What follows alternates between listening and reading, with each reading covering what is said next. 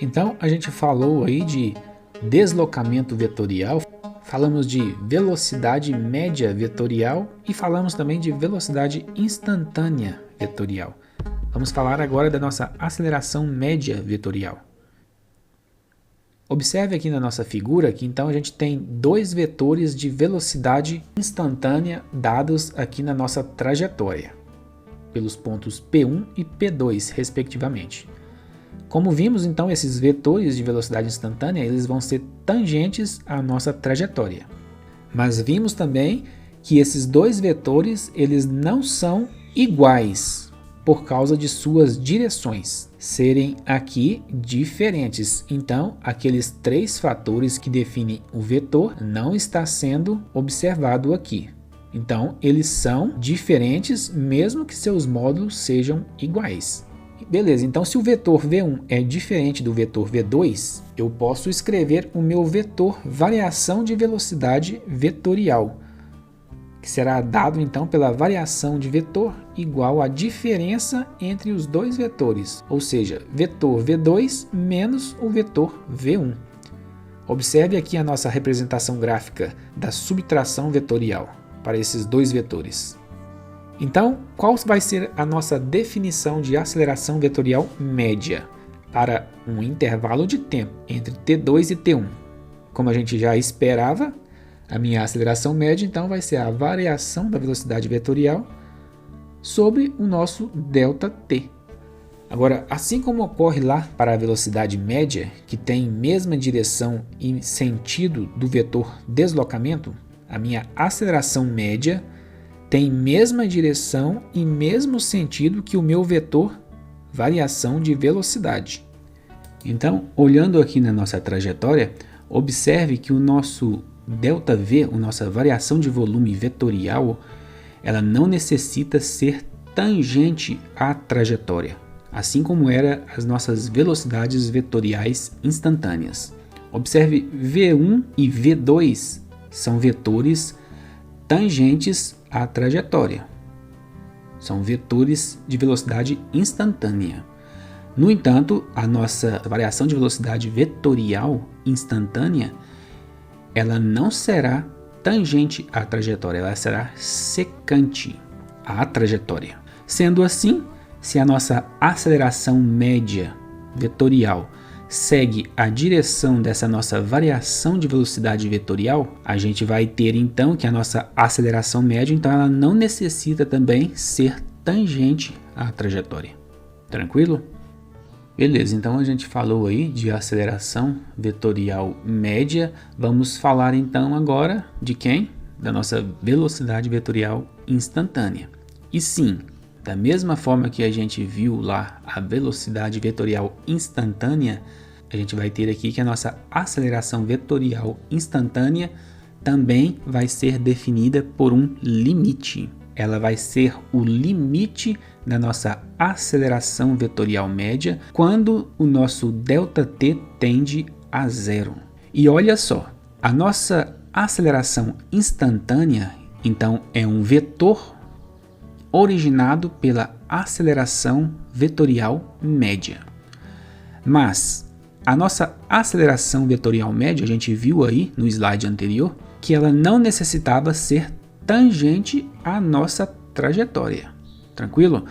Então, como a nossa aceleração instantânea vai seguir a direção desse vetor aceleração vetorial média, então a nossa aceleração vetorial instantânea também não será tangente à trajetória. Ficou claro? Agora dá uma olhada aqui na nossa figura. Vamos considerar então aqui na nossa trajetória, neste ponto P, uma partícula. E essa partícula ela vai ter uma aceleração vetorial instantânea, que a gente vai chamar de A. E a gente vai representá-la na trajetória aqui por esta seta. Agora observe também essas duas retas que a gente tem aqui na nossa figura. A nossa reta T e a nossa reta N. A reta T é uma reta tangente à nossa trajetória. E a nossa reta N é uma reta normal. Observe então que essas duas retas são perpendiculares entre si. Então vamos fazer o seguinte, vamos colocar aqui as componentes desse vetor aceleração nessas retas. O que a gente vai obter? A gente vai obter então que o nosso vetor soma, a nossa aceleração vetorial instantânea, vai ser dado por um vetor soma, uma aceleração tangente e uma aceleração normal. Ou seja, nós temos uma soma vetorial de componentes de acelerações que irão resultar na nossa aceleração vetorial instantânea.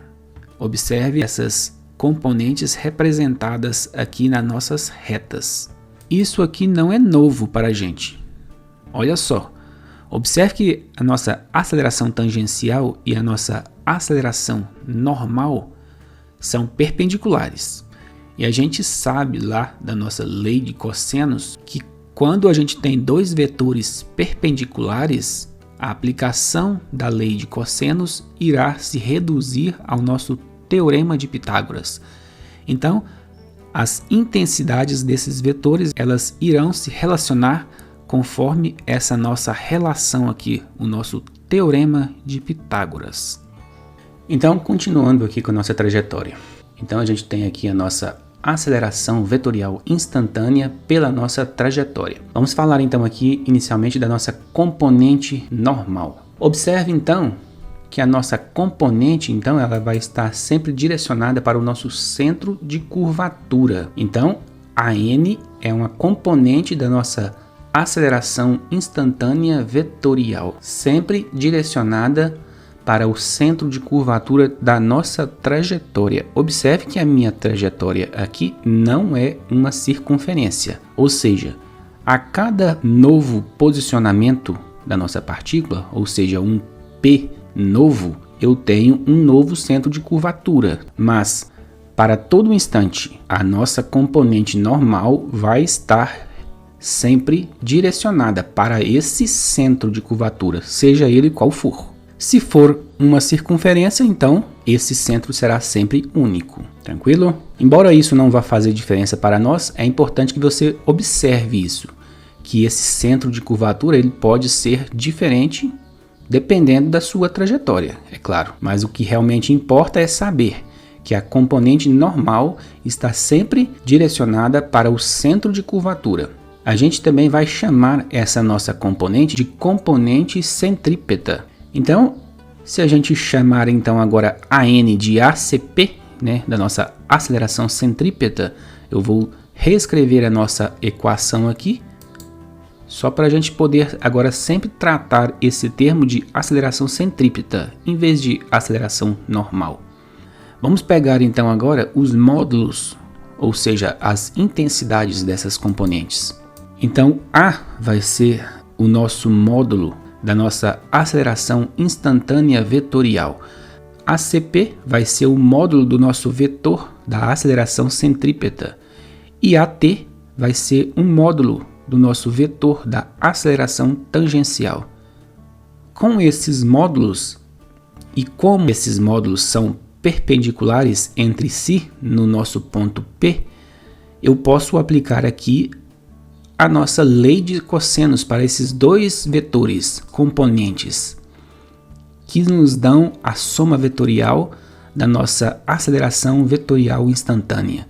Isso vai nos dar diretamente a lei dos cossenos para um ângulo de 90 graus, né, que vai nos dar exatamente o nosso teorema de Pitágoras, que tem então relacionado os módulos das nossas componentes. Tranquilo, então vamos falar um pouquinho de cada uma dessas componentes, aceleração centrípeta e aceleração tangencial.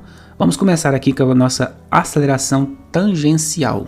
Essa componente ela se relaciona com a variação da intensidade da velocidade vetorial instantânea.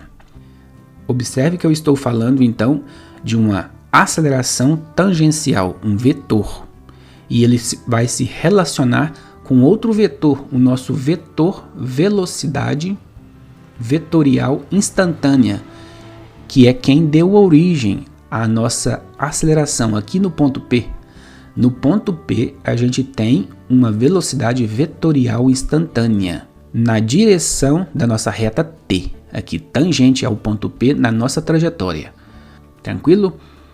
Então, observe que esse vetor na mesma direção da nossa velocidade, ou seja, a nossa aceleração vetorial tangencial, ele se correlaciona justamente com a variação da intensidade dessa velocidade vetorial instantânea. Então, olha só, nos movimentos variados, a gente está falando aqui então de movimento acelerado ou mesmo retardado, ou seja, naqueles em que a intensidade da nossa velocidade vetorial instantânea é sempre variável, então esta aceleração tangencial ela não vai ser nula, ela vai ser diferente de zero. Já agora para movimentos uniformes, aqueles em que a intensidade da velocidade vetorial instantânea é constante, então esta aceleração tangencial ela vai ser nula. Então, olha só, no MUV, a gente viu lá que a nossa aceleração escalar média, ela era sempre igual à aceleração escalar instantânea. Por quê? Porque a nossa aceleração ela era constante para todo instante. Então, a gente vai ter que, para o nosso MUV, o módulo da aceleração vetorial tangencial que a gente está vendo aqui, ele vai ser sempre igual ao módulo da aceleração escalar, lá do MUV. Tranquilo? Atenção, olha só, eu estou falando no MUV. No MUV, não um movimento circular, uma trajetória circular. Então, eu estou falando aqui que a minha aceleração vetorial instantânea ela vai ter a sua componente centrípeta nula. Só então teremos a nossa componente tangencial. Então, no movimento uniformemente variado, a minha aceleração vetorial instantânea é simplesmente a nossa componente aceleração vetorial tangencial. E o módulo dessa aceleração vetorial tangencial vai ser igual ao módulo da nossa aceleração escalar para o nosso movimento uniformemente variado. Atenção a isso. Só para que vocês percebam aí como que eu estou correlacionando movimento uniformemente variado com um movimento de trajetória circular. Então, atenção a isso aí. Esse vetor de aceleração instantânea vetorial é uma fórmula geral, tanto para o movimento circular, onde a gente terá a nossa componente centrípeta diferente de zero, como também ela pode funcionar para o nosso MUV, onde a componente centrípeta é nula. Beleza? Então, olha só, vamos falar aqui um pouco mais dessa direção e sentido dessa nossa componente tangencial. A direção desse vetor aceleração tangencial vai ser sempre tangente à nossa trajetória no ponto P. Agora, o seu sentido ele vai depender se o movimento é acelerado ou retardado. No caso de movimento acelerado, então a aceleração vetorial tangente, essa componente, ela vai ter o mesmo sentido da velocidade vetorial instantânea neste ponto P. Agora, se o movimento é retardado, então essa minha componente de aceleração vetorial tangencial tem sentido oposto ao da velocidade vetorial instantânea neste ponto P. Agora, lembre-se de que quando a gente viu velocidade vetorial instantânea, a gente disse que o seu módulo é sempre igual ao módulo da velocidade escalar. Lembra aqui da nossa curva? Na velocidade escalar, a gente tem a nossa variação de espaço linear percorrendo toda a nossa trajetória. A nossa velocidade vetorial instantânea também percorria toda a sua trajetória, por ser tangente à trajetória em todo ponto.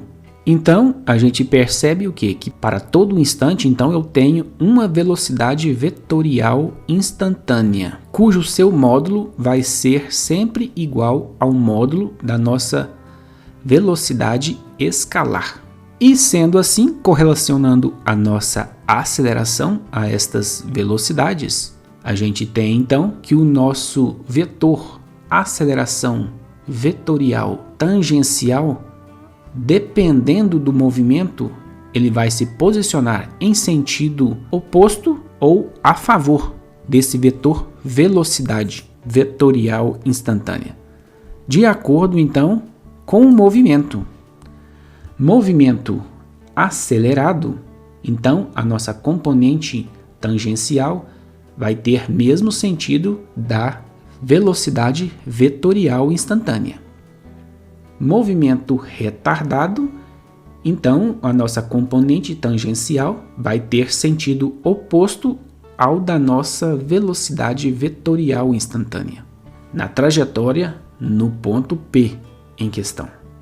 Então vamos falar agora da nossa componente centrípeta, a nossa aceleração normal no ponto P, aquela que está direcionada para o nosso centro de curvatura. Como eu disse, essa componente ela vai estar direcionada para o nosso centro de curvatura. Ela vai se relacionar com a variação de direção da nossa aceleração vetorial instantânea.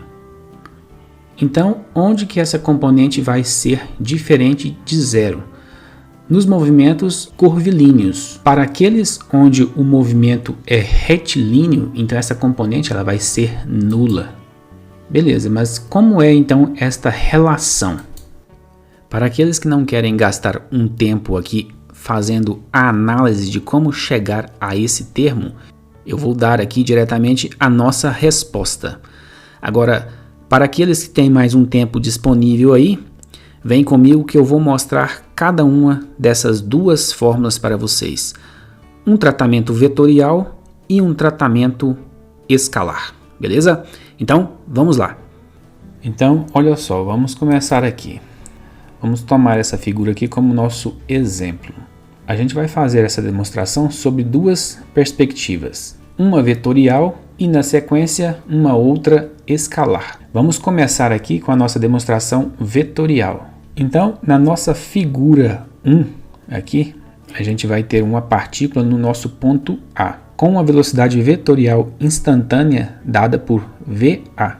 Supondo que essa nossa partícula gastou um intervalo de tempo ΔT para ir de A até B e que nesse ponto B a gente tenha uma velocidade vetorial instantânea dada por VB, observe que entre o ponto A e o ponto B, o nosso raio fez um deslocamento angular, que a gente vai chamar aqui de θ. Mas observe também o que? Que os vetores VA e VB tiveram o mesmo deslocamento angular. Olha só, vou fazer uma representação aqui só para a gente observar isso. Então eu tenho aqui a minha partícula no instante da posição A e eu vou deslocar um pequeno intervalo de tempo aqui só para a gente ver como que se comporta esses vetores.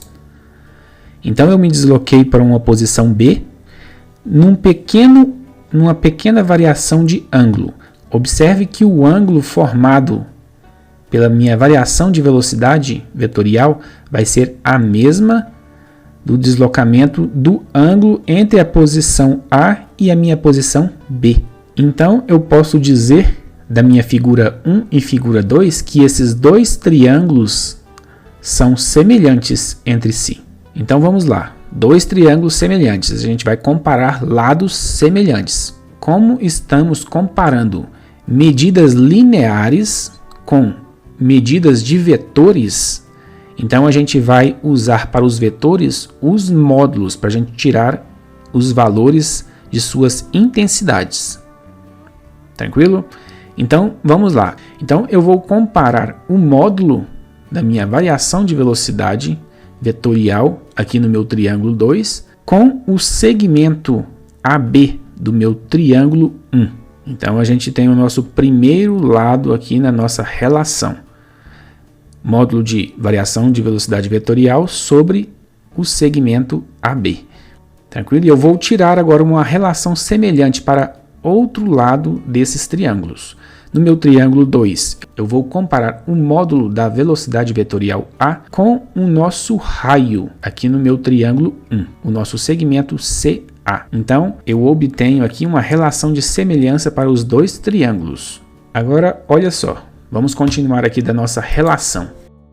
Eu saí de A e fui até B em um intervalo de tempo ΔT, e eu vou considerar esse intervalo de tempo muito pequeno. Então, observe aqui na nossa figura que o meu segmento de arco AB ele vai ser semelhante ao meu segmento linear AB, justamente porque o meu intervalo de tempo é muito pequeno, ele vai tender a zero.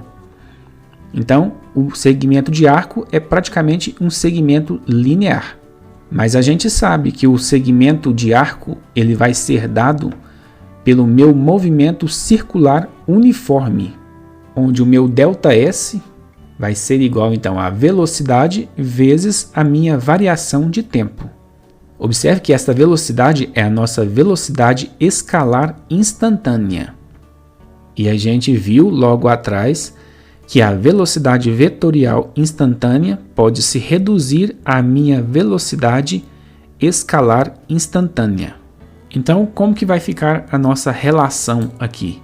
O meu segmento AB vai ser dado então pelo meu ΔS aqui, e ele vai ser então a multiplicação entre o módulo da minha velocidade vetorial instantânea pelo meu intervalo de tempo.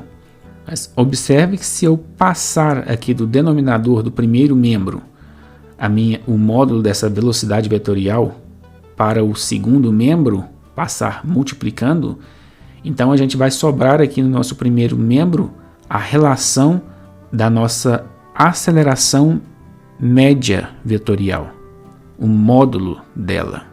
Então eu obtive aqui a representação da nossa aceleração média para o meu movimento circular uniforme. Mas olha só, a gente disse que o meu ΔT era muito pequeno, tendendo a zero. Com essa definição, olhando para a nossa aceleração média, ela vai tender ao nosso limite, que vai levar à nossa aceleração instantânea vetorial. Beleza, então vamos lá. A minha aceleração vetorial instantânea, ela vai ser dada, como a gente viu, por uma soma vetorial de uma aceleração normal mais uma aceleração tangencial. No entanto, a minha aceleração tangencial, que a gente acabou de estudar logo aí atrás, ela se correlaciona com a variação da velocidade vetorial, que no caso é nula, pois se trata de um movimento circular uniforme. Então, essa componente tangencial vai ser nula, restando-se apenas a nossa componente normal, que é a nossa aceleração centrípeta, como a gente já viu. Então, a relação que a gente obteve aqui para a nossa aceleração instantânea vai ser a nossa aceleração centrípeta. Observe então que o módulo desses vetores vai nos levar à nossa relação escalar aqui, já conhecida por nós aí. Ou seja, a aceleração centrípeta é igual a velocidade ao quadrado dividido pelo raio. Beleza? Então vamos ver agora como obter essa mesma relação, não mais olhando sobre a perspectiva vetorial, mas olhando grandezas escalares. Então vamos analisar aqui a nossa aceleração centrípeta, agora fazendo um tratamento não vetorial, mas escalar. Quando a gente analisou a aceleração centrípeta sob o tratamento vetorial, a gente observou uma partícula descrevendo a nossa trajetória indo de A até B num intervalo de tempo muito pequeno, de tal forma que aquele espaço percorrido no arco da circunferência poderia ser equivalente ao segmento AB. Tranquilo? Agora, aqui no nosso tratamento escalar, a gente vai analisar uma outra forma um pouco diferente desse trajeto dessa partícula. A gente vai considerar então que a minha partícula ela está descrevendo a minha trajetória no movimento circular uniforme de A até B num intervalo de tempo bem pequeno, ou seja, ΔT tendendo a zero, onde a velocidade dessa partícula em A vai ser uma velocidade escalar constante, que a gente vai chamar ela de V, tangente à trajetória neste ponto A. Diferentemente do tratamento vetorial, a gente não vai dizer que essa partícula, então, vai seguir por um segmento linear entre A e B. A gente vai dizer que ela vai seguir um caminho tangente ao ponto A, mas na reta tangente pelo ponto A. Olha só a minha figura aqui. Eu vou descrever, então, externamente a minha trajetória. Diferente do que antes a gente fez um caminho interno à trajetória. Beleza? Então eu vou descrever uma variação de espaço ΔS1 de A até B, tranquilo? Num intervalo de tempo tendendo a zero. Então o nosso trajeto ele vai se constituir de dois movimentos. Um movimento uniforme na direção tangente da nossa circunferência no ponto A, de A até B, que constitui aí o nosso ΔS1. Mas eu também terei um movimento acelerado na direção radial, que será o nosso ΔS2. Observe que esse ΔS2 e o ΔS1 a gente está tentando provar aqui a nossa aceleração centrípeta. Mas observe o seguinte, olhando aqui para o nosso ΔS1, eu tenho aqui a minha velocidade tangencial nesse segmento, uma velocidade escalar constante. Então eu já sei que para esse segmento a minha aceleração tangencial aqui será nula. Tranquilo? Porque a aceleração tangencial ela está relacionada com a variação da velocidade tangencial no ponto A. Agora, vamos ver aqui a nossa componente da aceleração centrípeta. Ela está relacionada com a variação da direção daquela partícula em relação ao centro de curvatura da trajetória, ao se deslocar do ponto A para o ponto B. Observe então que essa variação de direção ela acontecerá desde o ponto A até o ponto B, ou seja, ela não será nula. Então a gente terá simplesmente essa nossa componente aqui. Tranquilo? Então, olha só, vamos determinar aqui o que é ΔS1 e o que é ΔS2. Porque como a gente fez lá no tratamento vetorial, para ΔT muito pequeno, esse ΔS1 praticamente será idêntico ao nosso espaço linear pelo arco da trajetória. Tranquilo? Então, vamos lá. O nosso ΔS1, como eu disse, para ΔT muito pequeno, vai ser dado então para um movimento uniforme de A até B. O que é a nossa variação de espaço no movimento uniforme? Será simplesmente a velocidade vezes o nosso tempo. Observe que eu estou partindo da origem dos tempos, onde t inicial vai ser igual a zero. Beleza? Então eu já achei ΔS1. Vamos ver então como é ΔS2. Esse será o nosso deslocamento na direção radial. Observe que eu irei partir da origem dos tempos, ou seja, t inicial igual a zero, e neste caso a minha velocidade inicial será zero. Por quê? Eu parto inicialmente de A com uma velocidade radial zero. Não existe deslocamento no ponto A ainda. Esse ΔS vai ser zero em A. Agora, Descrevendo a minha trajetória, quando eu chego a B, então eu terei esse ΔS2 aqui. O que é ΔS2? Lembrando da nossa função horária do espaço lá para o movimento uniformemente variado, se a gente aplicá-la aqui, nessa direção radial, a gente vai obter aqui que o meu ΔS2 vai ser dado pela aceleração dividido por 2, que multiplica o tempo ao quadrado. Tranquilo? Então, eu tenho agora ΔS1 e eu tenho ΔS2. Vamos aplicar, então, nesse triângulo, a minha definição do Teorema de Pitágoras. Beleza? O que é o nosso Teorema de Pitágoras? Não é a hipotenusa ao quadrado mais a soma do quadrado dos dois lados opostos? Então, eu vou ter o quê? O que é a minha hipotenusa? É o raio mais o ΔS2 ao quadrado. Isto vai ser igual ao quadrado do meu ΔS1 somado ao quadrado do meu raio.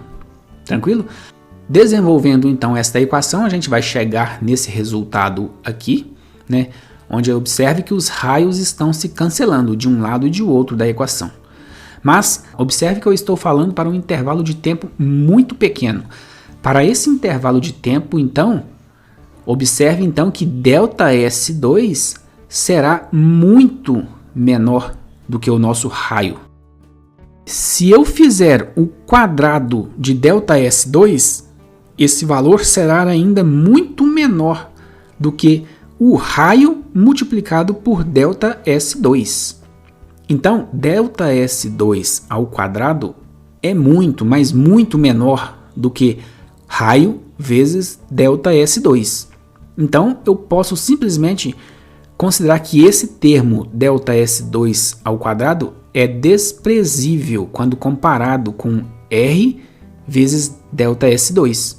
E eu posso desprezá-lo na minha equação, porque eu estou tentando isolar aqui o termo da aceleração. Mas esse termo vai ser desprezível quando comparado com os demais na minha igualdade. Então vai ser uma aproximação muito boa. Então, como vai ficar a nossa equação aqui? Se eu desprezar esse termo, então, o ΔS ao quadrado, o que vai me restar? A gente vai ter aqui a nossa equação em função de ΔS2 e ΔS1, que é os termos que a gente tem. Jogando eles aqui, a gente vai poder, então, isolar a nossa aceleração. Então, a minha aceleração vai ser igual a velocidade ao quadrado dividida pelo raio, que é a nossa fórmula aí que a gente estava buscando. Agora vamos ver o que é realmente esse termo aqui que a gente está chamando de aceleração. Como a gente disse, é sempre um movimento na direção radial, direcionado para o centro de curvatura. Ou seja, é a nossa aceleração centrípeta. Beleza? Então, gente, vamos finalizar aqui esta aula falando um pouco agora de velocidade relativa. Imagine esse nosso esquema aqui. Olha só, vamos descrever o movimento através de dois vetores. Um vetor que a gente vai chamar aí de velocidade relativa, que vai ser a velocidade do barco em relação às águas do rio. Então eu tenho aqui o meu vetor velocidade relativa. Esse vetor ele possui um certo ângulo de acordo com a direção das águas do rio. Se eu vou perpendicular ou se eu vou na direção dessas águas, então esse ângulo ele pode ser qualquer ângulo que eu queira. O meu segundo vetor vai ser a nossa velocidade de arrasto, que é a velocidade das águas em relação à margem do rio. Beleza, então são dois vetores, velocidade relativa e velocidade de arrasto.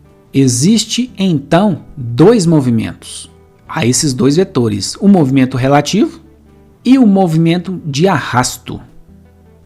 Agora, é importante que se saiba, o movimento relativo e o movimento de arrasto são dois movimentos totalmente independentes. Eu posso ter um movimento uniforme em um deles e um movimento uniformemente variado no outro. Mas é importante que se perceba que o tempo para o movimento resultante, o nosso vetor soma, é o mesmo para os dois vetores independentes, ou seja, o nosso vetor velocidade relativa ou o nosso vetor velocidade de arrastamento, beleza? Se eu vou de A até B, por exemplo, em 30 minutos, este tempo vai ser o tempo que a velocidade relativa gasta para atravessar do ponto A até a outra margem do rio. Mas também é o mesmo tempo que o vetor velocidade de arrasto leva para deslocar o barco na direção horizontal da posição A para a posição B. Então, vamos supor que eu leve 30 minutos para ir de A até B, na direção resultante no vetor soma. Esse é o mesmo tempo que eu vou gastar em qualquer um dos movimentos independentes, ou seja, no movimento de arrasto ou no movimento relativo. O movimento relativo é o movimento que leva o barco de uma margem à outra. Já o movimento de arrasto é aquele que leva na direção paralela às margens do ponto A até o nosso ponto B. Agora, olha só, são vetores de velocidade que derivam de um vetor deslocamento, como a gente já estudou aí, beleza? E eu posso obter para esses dois vetores um vetor soma, que conforme a gente viu, a gente vai usar aqui a nossa regra do paralelogramo. A regra do paralelogramo vai nos dar a representação geométrica do nosso vetor soma. E o módulo desse vetor soma, a gente vai obter ele pela nossa lei dos cossenos. Então, conforme a gente já viu, a gente pode usar as nossas duas opções aqui, conforme você escolha usar ou o ângulo θ ou o ângulo 180 menos θ. Qualquer um vai chegar aí ao nosso mesmo resultado. Vamos ver agora alguns casos especiais para esses valores desses ângulos. Então eu vou adotar aqui a nossa equação da lei dos cossenos para o ângulo 180 menos θ. Observe aqui, sinal negativo aqui, ó. Tá vendo? Beleza, então olha só, vamos considerar aqui o meu ângulo θ igual a 0. Ou seja, eu estou falando que a minha velocidade relativa está na mesma direção e sentido do meu vetor velocidade de arrasto. Aplicando então esse valor aqui na nossa lei dos cossenos, a gente vai ver que o meu vetor soma vai ser dado simplesmente pela soma dos módulos desses vetores. Agora, se eu considerar o ângulo θ igual a 180, eu estou falando então que o meu vetor velocidade relativa está indo na mesma direção, mas sentido contrário ao meu vetor velocidade de arrasto. Então, a intensidade do meu vetor soma será dada simplesmente pela diferença entre essas duas velocidades. Para finalizar, vamos considerar mais um valor de θ aí específico, por exemplo, um ângulo de 90 graus. Observe que a nossa lei dos cossenos vai se resumir justamente ao nosso teorema de Pitágoras. Então a gente finaliza aqui agora o nosso conteúdo aí da nossa aula. Eu espero que eu tenha conseguido passar aí para vocês boa parte desse conteúdo. Se houver alguma dúvida do conteúdo, pode deixar aí nos comentários que eu vou estar respondendo a todos vocês. Agora, já sabe, vai lá na nossa lista de exercício relacionada a esta aula e procure resolver o máximo dos exercícios que eu deixei lá para vocês. É só resolvendo exercícios que você vai realmente conseguir fixar o conteúdo, deixar claro a teoria. Física não é só resolução de exercícios. É a conciliação dos dois. Teoria fresca na cabeça, aprendida, não decorada, e resolução de exercícios Aí sim, seu resultado vai ser o máximo, beleza? Então, é isso aí. Um abraço e até a nossa próxima aula.